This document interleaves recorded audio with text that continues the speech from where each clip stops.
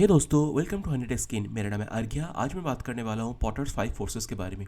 तो चलिए शुरू करते हैं। In the year 1980 professor Michael E Potter बहुत सारा स्टडीज के बाद इस थ्योरी को लेके आए and it is one of the best theory to predict which business model is likely to sustain in the future, for which उन्होंने बहुत सारा पैरामीटर को रखा है, जैसे कि comparative rivalry, supplier power, buyer power, threat of substitution as well as threat of new entry. अभी मैं डिस्कस करने वाला हूँ कंपेरेटिव राइवलरी के बारे में। अगर आप कोई एक बिजनेस को एनालाइज करना चाहते हैं तो आपको पहला देखना पड़ेगा उस बिजनेस का नंबर ऑफ कंपेरेटर्स कितना है, स्ट्रेंथ ऑफ देयर कंपेरेटर्स कितना है, क्वालिटी ऑफ प्रोडक्ट या फिर सर्विसेज कैसा है in terms of the business that you are just analysing.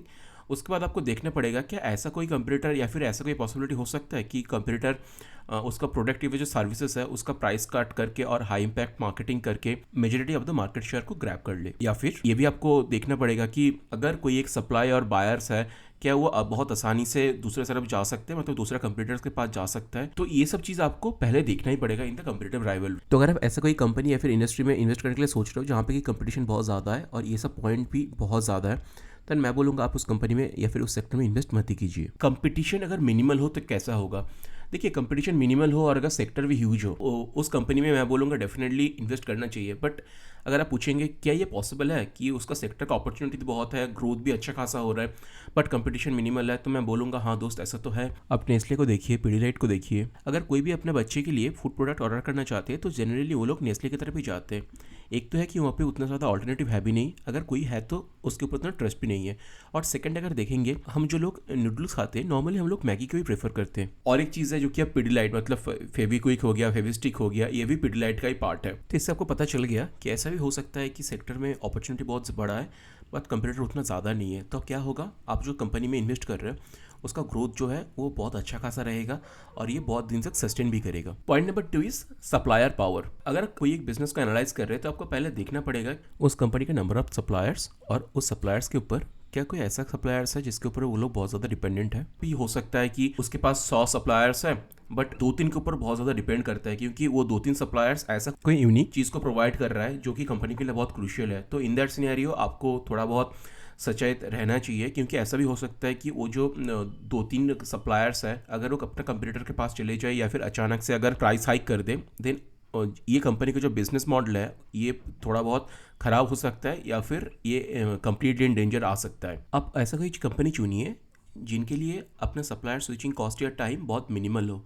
तो इससे क्या होगा, अगर उन लोगों को लगे कि अगर मेरा कोई एक सप्लायर अच्छा नहीं कर रहा है या फिर कोई प्राइस बढ़ा रहा है या फिर और कोई तरीके से दिक्कत आ रहा है, तो लोग बहुत आसानी से एक सप्लायर से दूसरे सप्लायर की तरफ जा सकता है। Now coming to point number 3, that is buyer power. अगर कोई एक कंपनी को आप एनालाइज कर रहे हैं तो आपको पहले एनालाइज करना पड़ेगा कि कंपनी कौन सा सेगमेंट में काम करता है। क्या यह B2B है, B2C है या फिर C2C है, क्योंकि नंबर ऑफ बायर्स बहुत इंपॉर्टेंट होता है। अगर कंपनी मान लीजिए B2B में काम करते हैं, मतलब बिजनेस टू बिजनेस में अगर काम करता है, तो इसमें क्या हो सकता है कि उनके पास कोई प्रोडक्ट या फिर सर्विसेज है जो कि बहुत अच्छा है बट नंबर ऑफ बायर्स अगर कम है, तो ऐसा भी हो सकता है कि आगे जाके जो भी बायर है वो कोई ऑल्टरनेटिव प्रोडक्ट या सर्विसेज की तरफ चले जाए, तो आपका कंपनी का जो भी बिजनेस मॉडल है वो पूरा खराब हो सकता है। और एक चीज़ आपको देखना पड़ेगा कि आपका कंपनी जो भी प्रोडक्ट या फिर सर्विसेज ऑफर कर रहा है, कितने दिन से वो लोग ये प्रोडक्ट या सर्विसेज को यूज़ करते हैं, कितना दे सेटिस्फाइड है और इंडस्ट्री में और कितना लोग आपका प्रोडक्ट या फिर सर्विसेज को अडॉप्ट करना चाहते हैं। क्योंकि इससे क्या पता चलेगा कि आपका प्रोडक्ट कितना अच्छा या फिर ख़राब है और आपका प्रोडक्ट कितना नेसेसरी है। आपको और एक बहुत इंपॉर्टेंट चीज़ के बारे में आपको ध्यान रखना पड़ेगा। अगर आप कोई एक प्रोडक्ट या सर्विसेज आप सेल कर रहे हैं, एक कंपनी का प्रोडक्ट या सर्विसेज से दूसरा कंपनी का प्रोडक्ट या सर्विसेज में जाने के लिए कितना बैरियर है।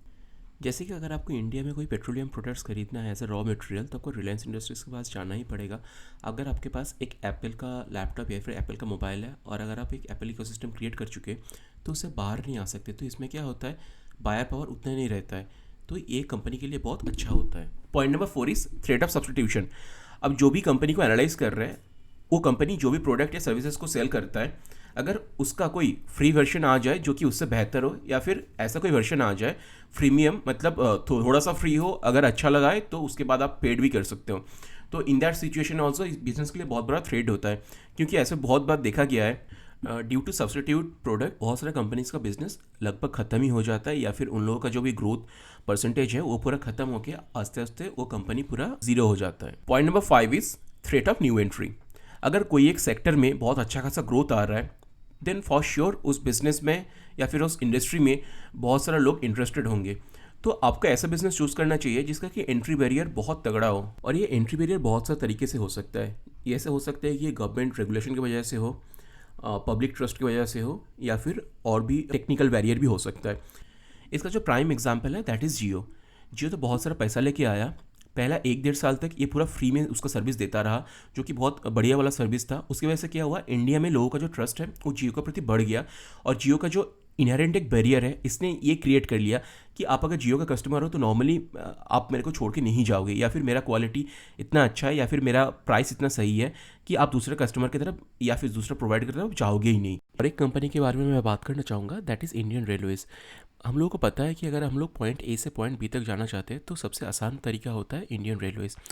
तो इंडियन रेलवेज़ में क्या होता है, ग्रोथ तो बहुत है, इसका डिमांड भी बहुत है, बट यहाँ पे एंट्री बैरियर इतना तगड़ा है due to the government regulation कि यहाँ पे कोई भी कंपनी आके अपना बिजनेस स्टार्ट नहीं कर सकता। तो अगर आप ऐसा कोई बिजनेस को चूज़ करो जिसमें कि एंट्री बैरियर बहुत तगड़ा है due to the government's rules, तो बिजनेस का लॉन्जिविटी जो है वो ऑटोमेटिकली बहुत बढ़ जाता है। सो ये था पॉटर्स 5 फोर्सेस, जिसको इम्प्लीमेंट करके आप कोई भी सेक्टर या फिर कोई भी इंडस्ट्री का सस्टेनेबिलिटी को अपग्रेड कर सकते हो। तो आप इस 5 फोर्सेस को इम्प्लीमेंट करके बहुत सारा स्टॉक का एनालिसिस कीजिए और मुझे बताइए कि आपको कैसा लगा, कोई कंपनी आगे जाके कैसे बढ़ सकता है। आप प्लीज़ कमेंट में मुझे सजेशन भी दे सकते हो कि कौन सा शेयर आगे जाके अच्छा हो सकता है। तो ये था मेरा आज का वीडियो। अगर आपको वीडियो अच्छा लगा है तो वीडियो को लाइक करके कमेंट कीजिए, और इस वीडियो को अपना फ्रेंड्स, फैमिली और कॉलीग के साथ शेयर भी कीजिए। Thank you.